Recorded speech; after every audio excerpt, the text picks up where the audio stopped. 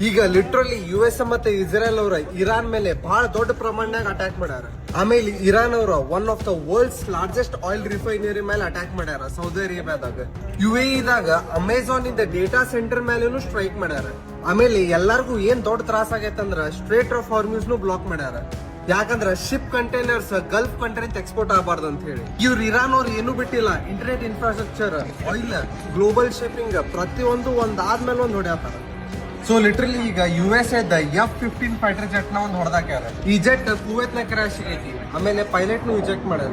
But ಇದ್ರ ಏನ್ confusion ಅಂದ್ರೆ F-15 ಫೈಟರ್ ಜೆಟ್ ಈಗ 50 years ಆಫ್ ಕಾಂಬ್ಯಾಟ್ ಎಕ್ಸ್ಪೀರಿಯನ್ಸ್ ಐತಿ. ಆಮೇಲೆ ಏರ್ ಟು ಏರ್ ಕಾಂಬ್ಯಾಟ್ ನಾಗ ಒಂದ್ ಸೆತನು ಓಡಿಸ್ಕೊಂಡಿಲ್ಲ. ಸೊ ಇರಾನ್ ಅವ್ರು ಏನ್ ಹೇಳ್ತಾರ, ಇದನ್ನ ನಾವ ಹೊಡೆದಿಲ್ಲ ಅಂತ ಹೇಳ್ತಾರ. ಬಟ್ US ಅವ್ರು ಏನ್ ಹೇಳ್ತಾರಂದ್ರೆ ಇದು ನಮ್ದ own air defence system by mix ಆಗಿ ಕನ್ಫ್ಯೂಸ್ ಆಗಿ ನಮ್ದ ಜೆಟ್ಟಿಗೆ ಹೊಡೆದೈತ ಅಂತ ಹೇಳ್ತಾರ. ಬಟ್ ಖರೆ ಏನೈತಿ ಅವ್ರಿಗೆ ಗೊತ್ತು. ನಾನು ಆದಷ್ಟು ಈ ವಾರಿಂದ ಲೈವ್ ಅಪ್ಡೇಟ್ಸ್ ಕವರ್ ಮಾಡಕ್ ಟ್ರೈ ಮಾಡ್ತೀನಿ. ಜೈ ಹಿಂದ್.